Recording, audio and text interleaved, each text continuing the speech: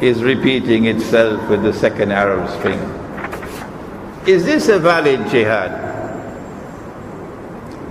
I recognize that there are so many amongst them in Syria today who genuinely and sincerely believe that they are fighting a legitimate jihad. And I have a duty to such people, to explain to them and to do it in a nice way, that no, you are wrong, you are misguided. Hopefully that they will listen to these words. And I'm not the only one who is speaking to them. The Imam of Masjid Al Aqsa in Jerusalem, Sheikh Salahuddin Al-Arafa, I think is his name, is speaking eloquently and forcefully on the subject in combating what is coming from Dr. Yusuf Al-Qaradawi. If you see with only one eye, then you will be convinced, you will swallow the lie that this is a legitimate jihad. But if you see with two eyes and you're able to penetrate the reality of things, you'll recognize that no, it is not permissible to take $1 million. $1 million, that's what they're offering you, yeah? $1 million to go fight in Syria? Is that the way we fight in jihad? Or do we rather say, give me a horse, and give me a sword, and take care of my wife and my children? You don't have to pay me $1 million to go and fight the jihad. If you pay me $1 million, that's not a jihad, that's a Yankee jihad. And you're listening to me in Syria, and you know that what I'm speaking is the truth. A young woman wrote to me from Tunisia and said to me, my brother received 1 million Tunisian dinars to go and fight in Syria. And as he was leaving, the police caught him and brought him back to my father and handed him over. And handed over the 1 million Tunisian dinars, which is worth about 600 or 700 USD. 600,000 or 700,000 American dollars. You can buy a couple houses in Subanjaya with that. And my father took the money and locked him up in a room.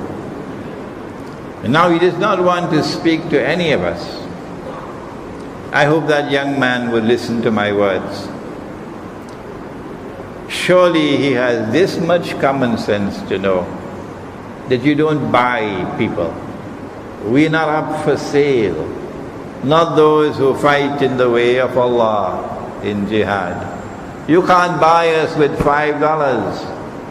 You can't buy us with $500. You can't buy us with $5 million because we are not up for sale.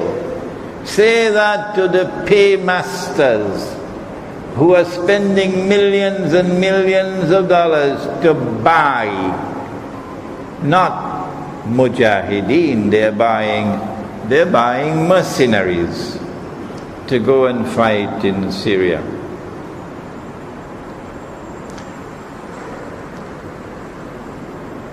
So the young man is now locked up in a room. He doesn't want to talk to anybody. He's only reciting the Quran all the time. And the family contacted me. What can we do, Sheikh? You can't keep him locked up forever. If he insists that he wants to go in Syria and fight, and you explain to him that this is wrong, this is misguided, this is not a jihad, you can't keep him away. Let him go. But when he leaves, he will not return. You will not have any links with him after that. He's no longer a member of your family. Saudi Arabia, Libya, Qatar, Turkey are all in the Zionist camp. Is it so difficult for you to understand that? I hope you're listening to me in Syria. Saudi Arabia, Libya, now under Zionist rule, Qatar, Turkey, are all in the Zionist camp. Turkey is a member state of NATO. And these are the countries who are financing, and these are the countries who are supplying the weapons to you to go and fight. Is this a legitimate jihad, or is this a Zionist attack on Syria? Why is it so difficult for you to understand?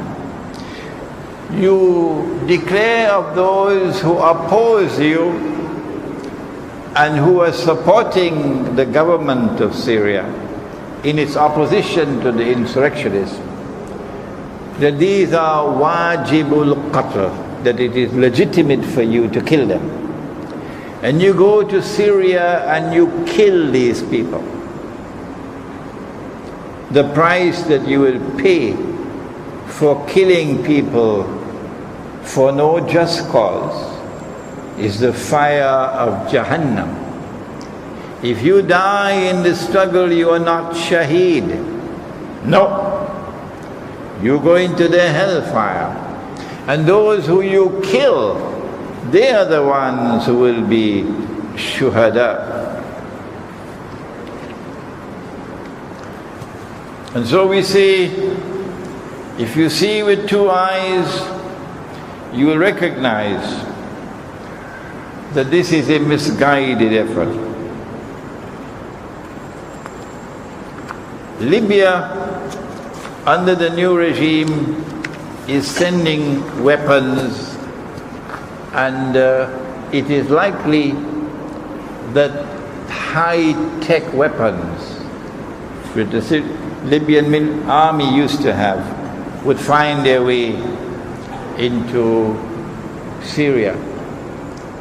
NATO will say, we didn't send it, it came from Libya. As these high-tech weapons come into your hands and you start using them, there will be an escalation of the conflict in Syria.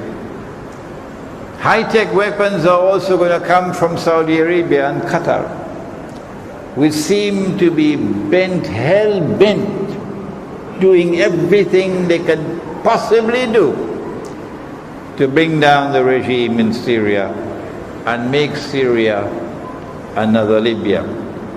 Perhaps this is a fulfillment, one more time, of the prophecy of Nabi Muhammad alaihi wasallam, and I hope you're listening to me in Syria, because you know very well that Saudi Arabia is financing and Saudi Arabia is sending weapons. And Saudi Arabia is ruled by people who came from Najd. Saudi Arabia has Hijaz and has Najd. Hijaz is to the west and Najd is to the east. Nabi Muhammad alayhi salatu wasalam is in Medina. And he says, Allahumma barik lana fi shamina wa yamanina. Oh Allah, put blessings for us in our Sham and our Yemen. And they asked, what about Najd? 3 times. And he said, from Najd, pointing in the direction of Najd, he says, from there would be the horns of shaitan, qarn of shaitan, and tribulations. And the rulers of Saudi Arabia today, the Saudi Wahhabi rulers of Saudi Arabia, are Najdi.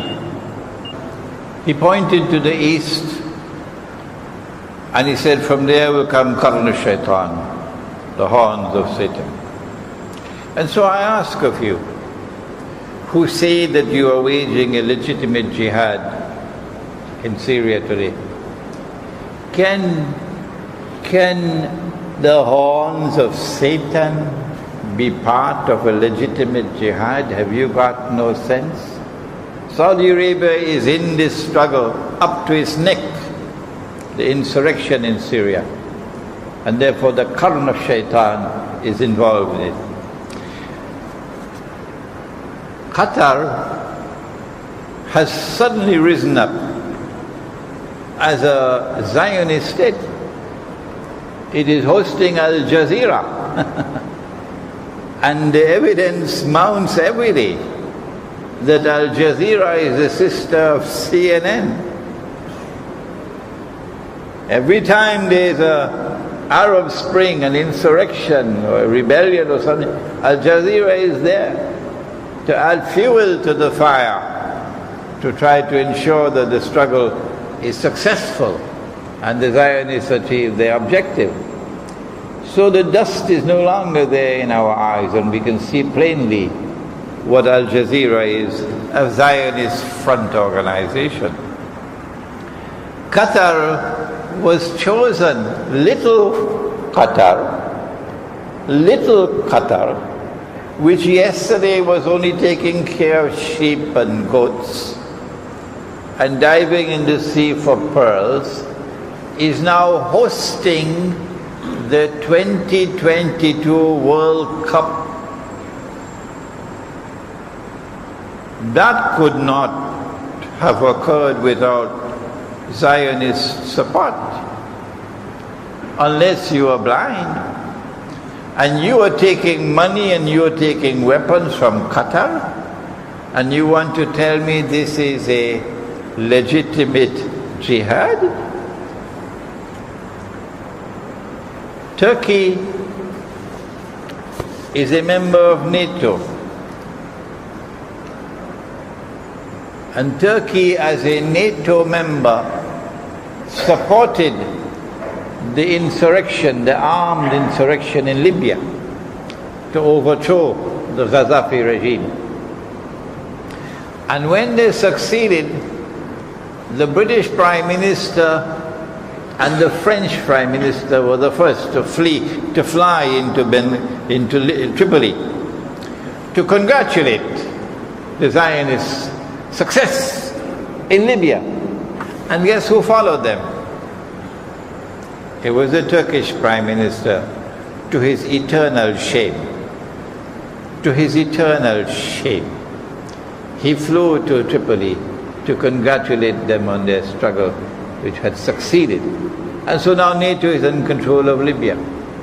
And this is the same Turkish government which is now sending arms and sending weapons and sending men and financing on behalf of NATO, and therefore on behalf of the Zionists, the insurrection in Syria.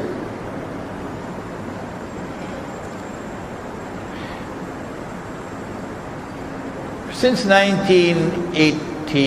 the 1980s, Turkey established a military alliance with Israel. And that military alliance for military cooperation has continued from that day to this day.